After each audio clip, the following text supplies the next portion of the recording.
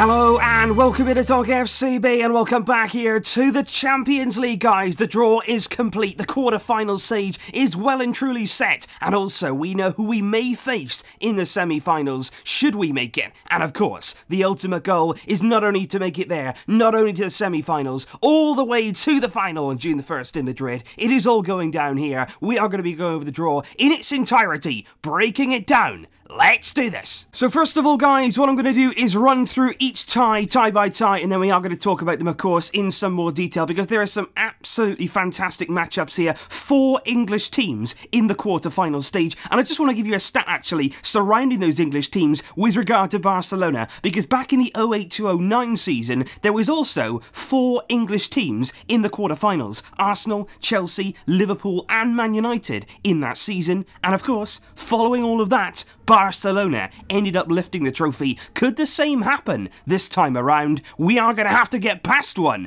if we're going to make it. But when the draw finally got underway, the first names out of the hat were none other than Ajax Amsterdam against Juventus, and that there is a colossal tie there to kick us off. Ajax playing the first leg at home with Juventus there. The following leg, the big decisive one again, coming at the Allianz Stadium. The second tie then drawn was Liverpool against FC Porto. Many believe, of course, Porto are the team to draw in this round, but again, just like the last round, anything goes. Anything could happen. You don't know who's weak, you don't know who's strong, you don't know what could happen on the night, and Liverpool there, taking on Porto. The third tie saw Tottenham Hotspur against Manchester City. There, of course, a quite expected in some ways all-English tie. A big one there, a big chance for Tottenham, and Man City, of course, one of the favourites for the Champions League. Before finally, our name did come out of the hat. It was Manchester United against FC Barcelona, and I just want to run through this and make it absolutely clear, because there has been some confusion about the home leg, about the away leg. We are going to be playing the second leg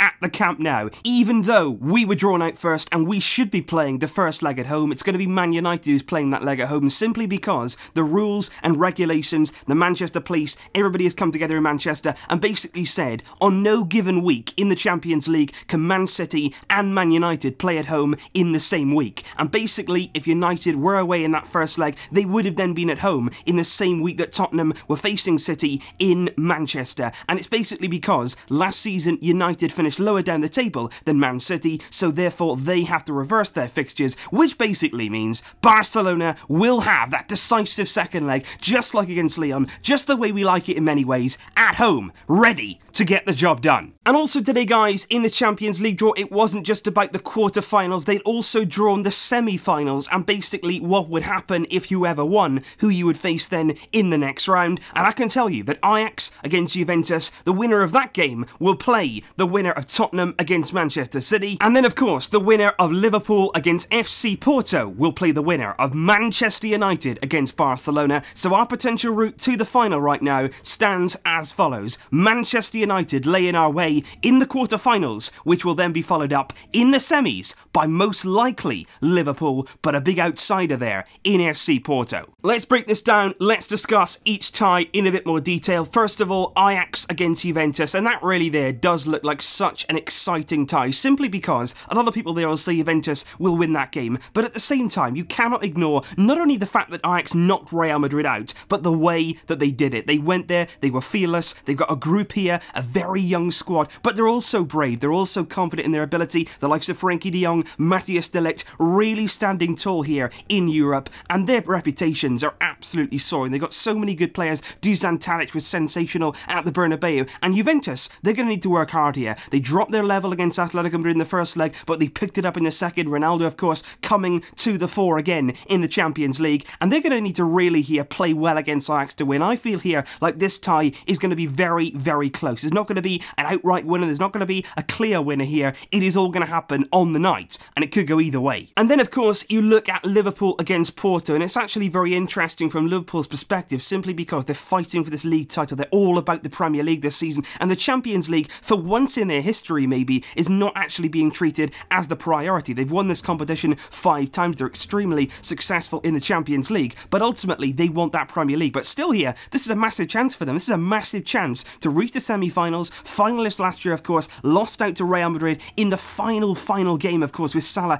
getting injured. Can they now launch an assault on this title once again? Porto will want to stop them. They're very happy alone just to be in the quarter-final stage. They've had real trouble in recent years getting out of the last 16. They managed to do that. Iker Casillas, of course, very much a veteran in this competition, and they're going to be a team who are going to try. Of course, they're underdogs here, but they're going to do exactly what they've done to get to this stage, and it's going to be very interesting to see what they can do against Liverpool here. Then, of course, we move on to the all-English tie in Tottenham against Man City, and I have to say, it's always interesting in competitions like this when teams come up against each other from the same country, because obviously these two have played each other this season. Last season, they're very used to playing each other. They're very comfortable with each other's scores. Both managers know each other incredibly well, and for that reason, it can make often for a very, very close matchup, because obviously everything is so widely known. The players know each other, what they're going to do, and it's going to be interesting to see what Tottenham can do here. There's a lot of speculation they're going to be playing this match in their new stadium. That's going to put an interesting twist on this, and Manchester City, of course, like I said earlier on,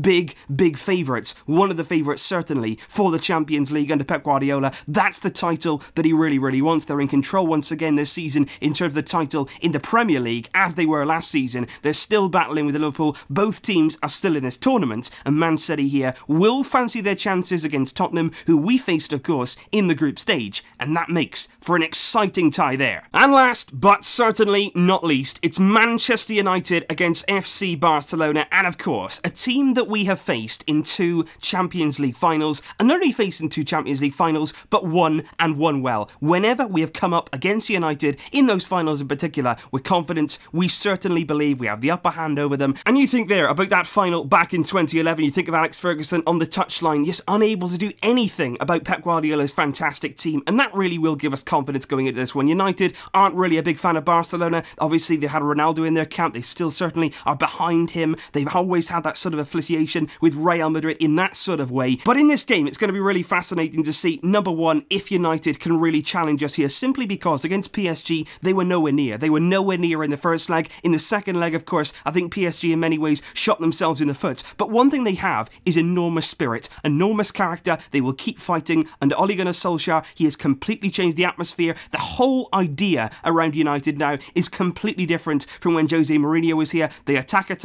which I think could suit us. You look at Lyon, you look at the way they played. They came out, they were brave, they were bold, they tried to attack, they left a few spaces in behind, and we really exploited that. If United can come and do the same thing, United will look to counter. They will certainly be a threat on the break. They've got incredible pace, the likes of Martial, Marcus Rashford, Lukaku is coming back into form now as well. They have got players, no doubt, which can be hurt any team in Europe. But at the same time, I would certainly fancy our chances against that Man United defence. It was certainly a little bit edgy under Jose Mourinho. Solskjaer has improved things, no doubt, but I still feel as though you can breach that defence. Arsenal did it just last weekend, and I would fancy our chances against United getting into that semi-final and then facing another English team. I think most likely we're going to see Liverpool in the semi-final, but of course we have to get there. We've got to take United seriously. They're a historic club. They've got historic players. Like I say, the feeling is good. We have to be ready for this. We have to perform, not for one leg, for both legs, for every single minute. And of course, guys, I don't even need to say it, but of course there will be so much build-up to those games, breaking down United, breaking down Barcelona, what we can do to really hurt them.